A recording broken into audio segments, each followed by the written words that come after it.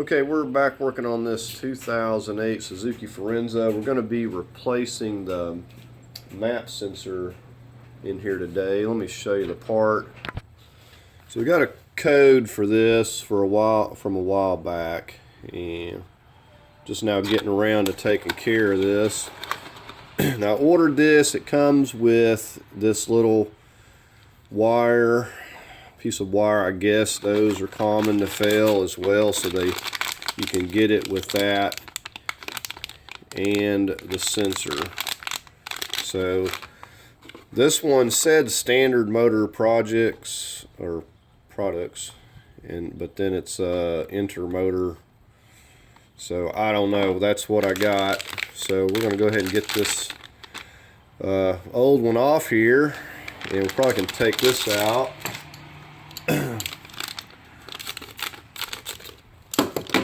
I don't know if it's better to have them. We'll probably put a little bit of silicone paste on there. We'll go ahead and get this one off. Okay, so we got the hood up here. Now, if you thought it was going to be easy to get to, you would be incorrect. So just to show you where this thing lives, you can see this is where it clips in. And if you look right down under where the throttle housing is, you can see it right down there. So we're going to have to remove a few things, to say the least, to get down here to it and be able to get it out. I don't know if all of these are going to be exact, but over here we got our MAF sensor. Just push down on that, get that out of the way. Next thing up, we're going to remove this band right here.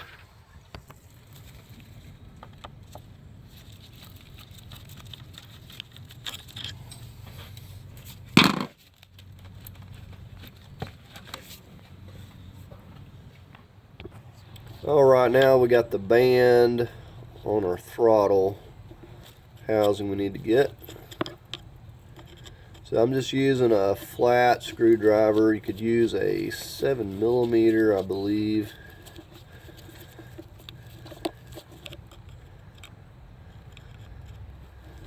That should be good.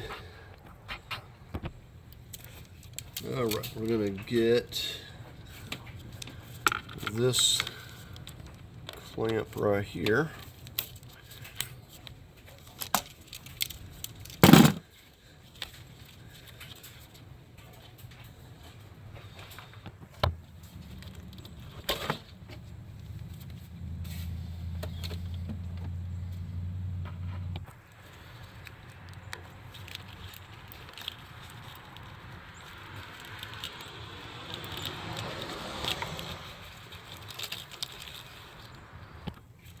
Okay, now what we've got is 4 10mm nuts holding this throttle housing, if you can see them.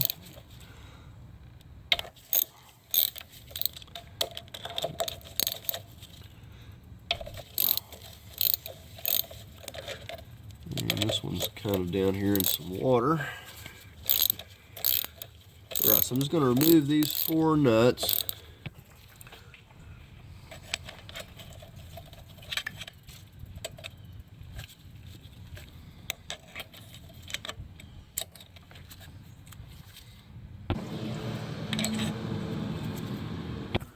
Alright, now we're going to attempt to lift this up.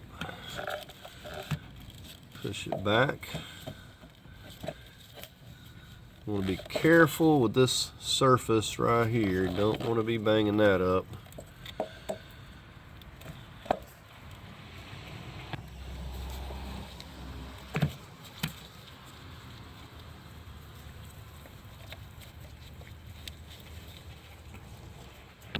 Alright, to get on this sensor, you're going to need some E-Torques. If you don't have any of these, get you a set, because you're gonna need it. These cars, they have a lot of E-Torques on them nowadays. I'm going to take an E10. That'll go right on there. You see, notice the design. This shouldn't be very tight, and you don't want to put it back just horribly tight. It's just a little bitty bolt.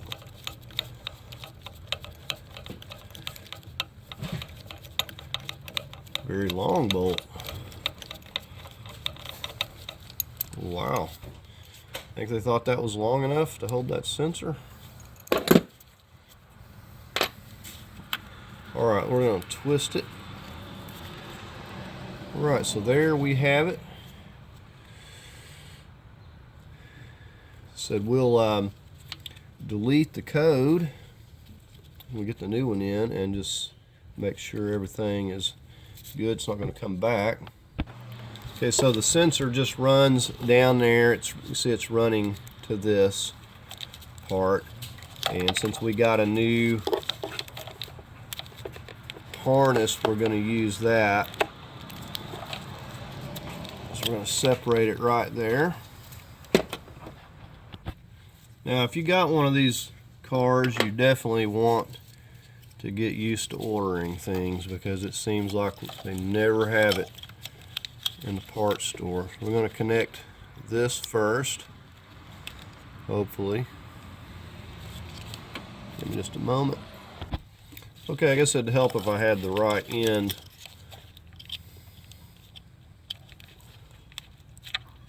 Alright, so we'll make sure that that is fastened on there good.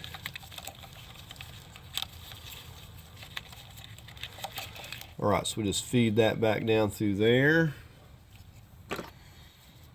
We'll take our new sensor. Alright, and just to make this go together a little easier, I'm going to put a little bit of this silicone paste. Use this stuff a lot, and it'll just prevent it from tearing the seal or any mishaps. Okay, so we're just going to get it back down here.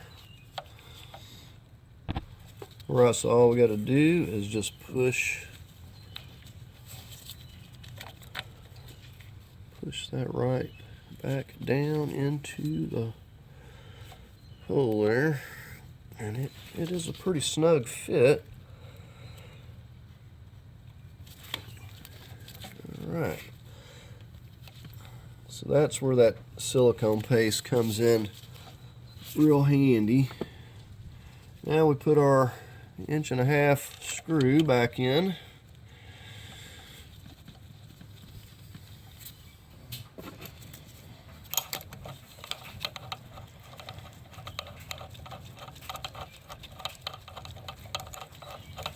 And you don't need to tighten this much. Just give it a little bit. It's not just a little plastic sensor. I'm just barely snugging it there. That's good enough. Okay, so everything looks good. Everything's connected. Now we're just going to go ahead, remove our rag here. Make sure that it wouldn't hurt if you had a new gasket to put it down at this point.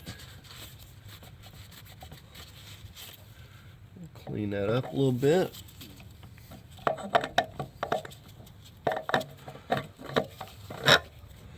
And get our 10mm back in.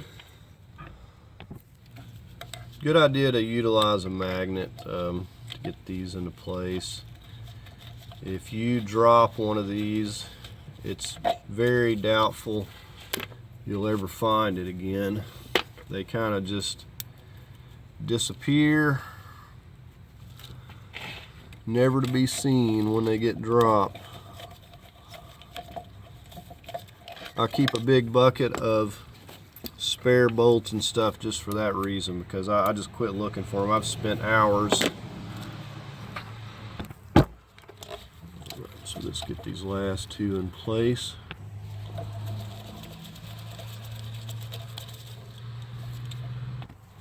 where I'm just snugging these down with a little 1/4 inch ratchet here.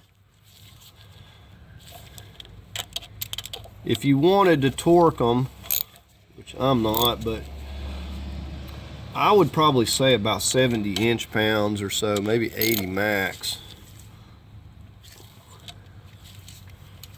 All right.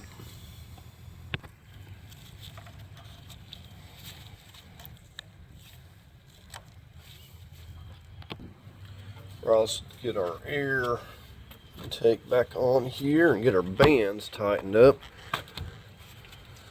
I'll go ahead and connect this hose.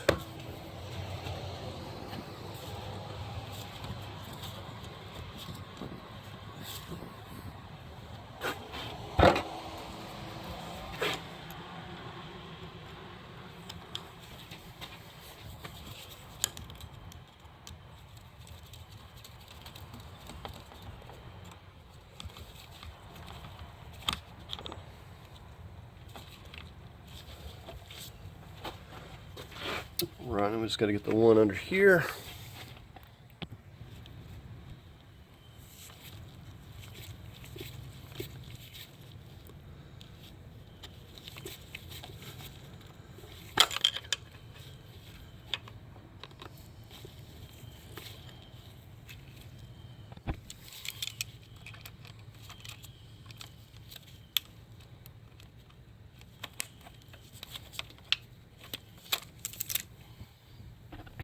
Okay, and we can't forget to plug in our MAF sensor here. Alright, so that's going to do it for the video, other than just deleting the codes and making sure that it stays off. We'll drive it and test it out and everything.